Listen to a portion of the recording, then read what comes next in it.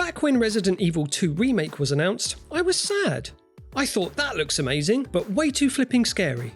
I loved Capcom's classic zombie romps on the original PlayStation, and the countless enjoyable hours I spent with those games, with their atmospheric locations, intriguing puzzles, all the zombies in their nice blazers, and the memorable voice acting, which at the time was some of the best pretending I'd ever seen in a game. What is it? Not to mention how they kicked off an entirely new genre of survival horror. And as time has gone by, the series has progressed and the games have got better looking and more immersive, and also more horrifying.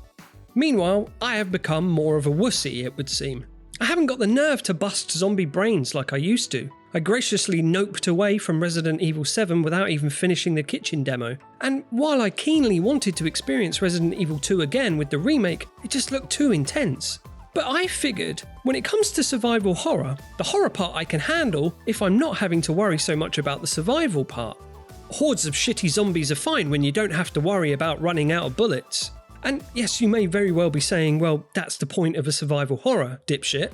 And I absolutely get that. But I should tell you, I spend enough time cowering in fear in desperate need of vital supplies in real life that I don't need to experience it in a video game as well. When I play video games, for the most part, I just want to have fun. I don't want to feel like a little weasel on the run, lost and ill-equipped, again like real life. So when I saw the all in-game rewards unlock key DLC for Resident Evil 2 Remake, granting instant access to a submachine gun, minigun and rocket launcher all with infinite ammo, I thought, this is exactly what I need. It's just like a good old-fashioned cheat code of yore, except it costs £4. So now, thanks to this unlockable, a game I would have probably skipped, I'm playing like a maniac and smiling like an idiot. And yeah, the game has an assisted mode, which makes enemies weaker and all that, which is great, but actually I think a submachine gun with infinite ammo is a better way to go.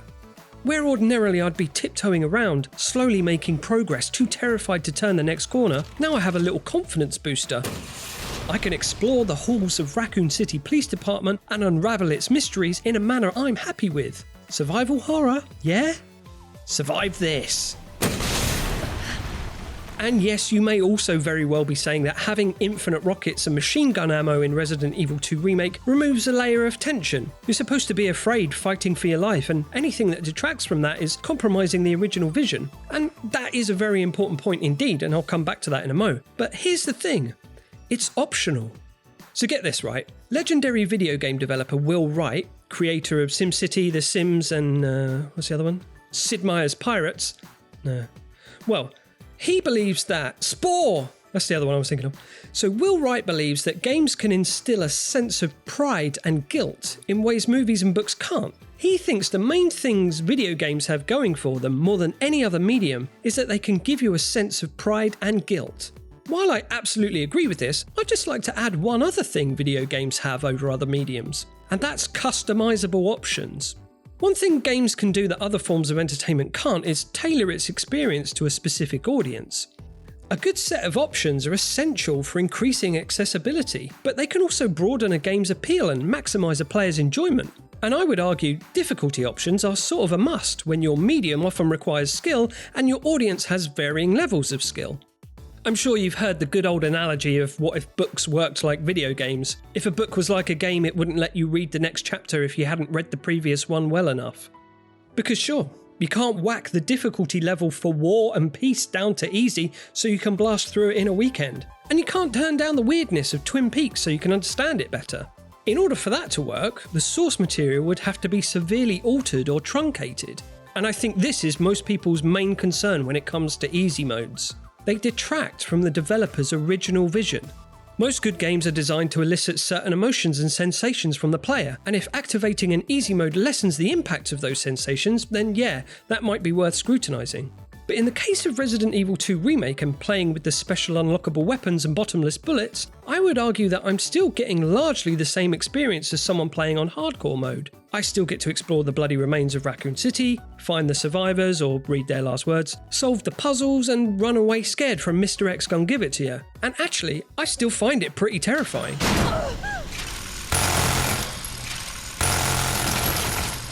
But it's a scare level that I'm comfortable with. Plus, I can alleviate the horror of any encounters with an endless stream of bullets from my machine gun. Or not, sometimes it's just nice to know I have it in my arsenal if things get out of hand. Because that's the other thing. Difficulty is one thing, but how do you gauge an individual's threshold for terror? It's hard to quantify someone's level for fear and horror. Difficulty can be tested and balanced, and challenging encounters can hopefully be overcome with practice. But a player's limits for anxiety and panic are a bit harder to pin down, because you can turn down the difficulty settings so zombies are easier to kill, but that doesn't necessarily make them less terrifying. There's no toggle switch for jump scares, and there's no option to change Mr. X into a friendly beaver. As well, there shouldn't be, because I still do want to experience the original vision, the game as intended, as much as possible. I just don't want to have to grind out, or wuss out as the case may be. I just want to have as much fun as possible in the very limited amount of time I have available to me before I have to go back to work in the shit mines of my everyday life. And besides, how much can you worry about these kinds of things impacting the developer's original vision when it was the developer's idea in the first place? Capcom have done a similar thing with the release of their Monster Hunter World expansion, Iceborne. The DLC bundled in the Guardian armor set, a free suit of armor that made slaying even the most challenging monsters a breeze. For in Monster Hunter, it's not your player character that gets stronger, your gear does. So giving players a high-ranking armor straight out the gate essentially allows them to bypass the core gameplay loop of slaying monsters and carving them up for materials in order to make better armor, in order to slay tougher monsters and carve them up for materials, and so on. So when I heard that this Guardian armor set would allow you to ignore all this, well sir, I didn't like it. No sirree Bob. Battling a Rathalos over and over again in the hope it might drop a tooth that you can make a hat from is what Monster Hunter is all about. The fun is in the endless grinding. But it took me a moment to realise that actually the fun might just be in fighting the awesome monsters and getting to see and experience all of them, and exploring the richly detailed world and its lush environments. And ultimately the Guardian armor set didn't bother me, as I didn't need to interact with it because, again, it's optional. This is what I'm saying. One of the great things about games is the options. But I will concede that it's a very delicate balance. Too much assistance could completely dilute a game's challenge and subsequently dissolve any motivation to continue playing. Look at Tunic from earlier this year. I was looking forward to playing this cutesy Fox Zelda-like game as a respite from the displeasures of Elden Ring. So I was quite taken aback when it began to rip me a new anus with grueling boss fights and relentless ganking. But luckily it had some options to alleviate the assault on my balls. You can do away with the stamina bar or do away with the failure of death completely. These options are tantamount to God mode, making it impossible to die. So despite not having the skill or patience or time or all three to beat its badly strong bosses, I was still able to find the fun in it, explore its wonderful world, unravel its mysteries, and add its amazing soundtrack to my playlist of amazing soundtracks. So while I was grateful for these options, unlike with Resident Evil, it didn't feel like fun cheating, it felt like bad cheating. And the trouble is, when you're having to turn on invincibility for almost every boss encounter, any sense of accomplishment starts to evaporate, and it made the whole experience feel a bit hollow. And I'm sure that's the kind of experience that the developer does not intend for the player. But then I would argue that they made their cutesy Fox game way too hard, and the skill, time and patience levels required for such a game was pitched way too high. Or maybe those particular accessibility options just weren't quite right for Tunic. Maybe a rocket launcher with infinite ammo would have been a better way to go. Because I think easy modes and cheat codes can work for any game if they're correctly implemented.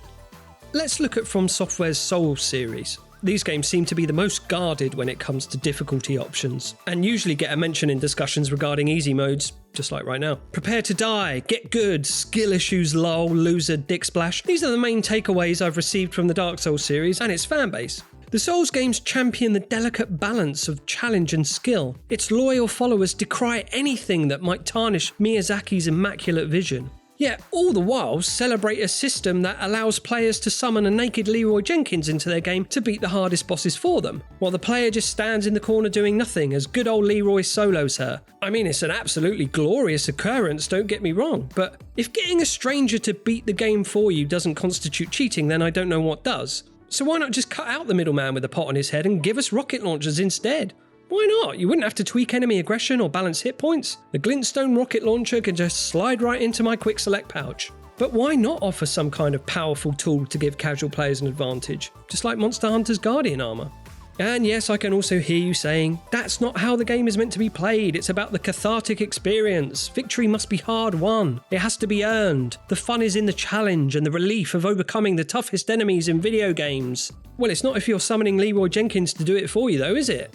I wish George R.R. Martin could summon someone to help him finish Winds of Winter. Anyway, if the fun of a Souls game is in repeatedly getting pummeled until you finally get lucky and win, what about this? You know how in New Super Mario Bros. If you fudge up and die enough times, you get offered a golden assist block that, if you choose to break, will grant you an invincible raccoon suit, allowing you to fly smoothly to the end of the level and taste the sweet, sweet mushroom of victory? Well, what about if Elden Ring had a similar mechanic? If after, say, 100 failed attempts at a boss, George R.R. Martin appears to you before the fog door and presents you with the Sword of 1,000 Truths, a weapon of unequalled power capable of smoting even the cheesiest bosses in twain. You still get the struggle, the grind, the repeated deaths, but eventually, if victory still eludes you, you can choose to bypass it all with a few swings of the Sword of 1,000 Truths. Where's the harm in that? Other than the fact that some players might take exception to the fact that the Platinum Trophy you achieved with the help of the Sword of 1,000 Truths is worth the same amount of virtual nothingness as the one they achieved on Hardcore mode. But why the fuck someone cares how another person gets enjoyment from a video game, I don't know. But that being said, the golden assist block in Mario does annoy me slightly. I don't like being offered it. I see it as a slight on my platforming prowess. How dare you offer this to me? I can do it without you. It's insulting. But again, it's optional. Still, I'd prefer to have the option to not have the option, because this is what I'm saying, one of the great things about games is the options. Let's loosen the reins on how players find fun in a video game. Let us pick what we want from the toy box. I want infinite ammo and rocket launchers. I want the Sword of 1,000 Truths. Let me turn on battle boosts and turn off encounters. Give me easy modes and cheat codes. Give me dem options. And don't charge me for them either, please.